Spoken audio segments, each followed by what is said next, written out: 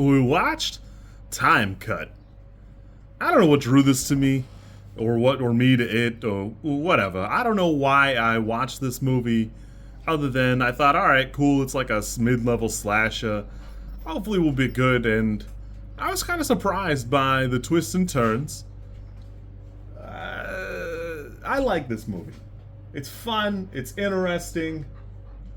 I will say it's rated a 5 on IMDb, and that is about the perfect score for it. It's got some fun twists and turns. I enjoyed it, and I spent a long time, like, kind of looking at the character and cast, looking at them to see, kind of who done it. And there are some twists and turns later on that, they pay off quite a bit.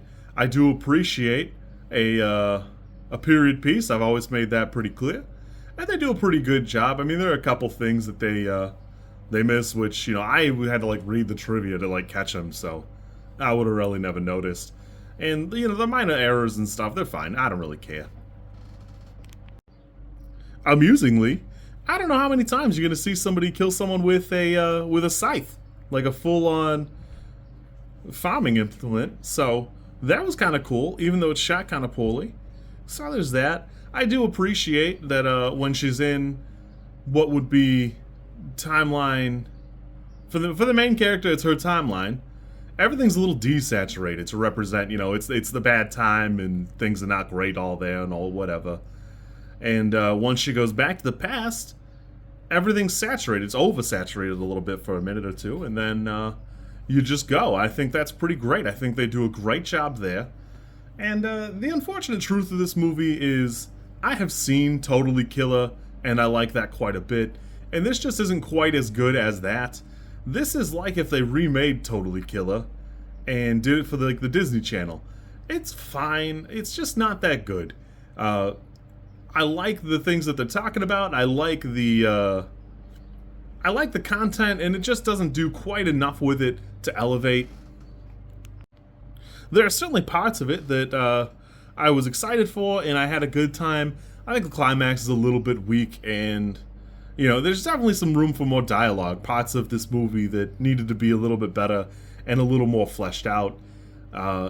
It's fun. I think it's pretty decently acted, but decently shot. It just needed a little bit more meat on the bone. I had a fun time. Like I said, this is about a perfect 5. It's a great time killer. If you're looking for a time travel murder mystery slasher, it's pretty good. I do appreciate somebody going back in time to end 4 murders and still ended up with basically 4 murders. I think that's good. I think it's fine that she more or less succeeds, but not perfectly. It's not a perfect run, and it shouldn't have been, and I think that's great. I tell you this, though. If I went back in time 20 years, which is funny because the movie was delayed because of the SAG-AFTRA strike and whatever, I would be well off, because you don't have to be particularly smart to be, like, a millionaire, which is why it's corny that nobody is in the movie, but, And there's definitely some evidence that, like, things had changed when she travels back, but since she only does it for, like, 5 seconds, who cares? And for my next trick, make sure you're taking care of yourself, or else. If you like this content, I'm supposed to ask you to like, comment, and subscribe. I think like is here, and comment is probably down there, and subscribe over there somewhere too, I think. I don't know how many times this, like, snippet is gonna make it into a video.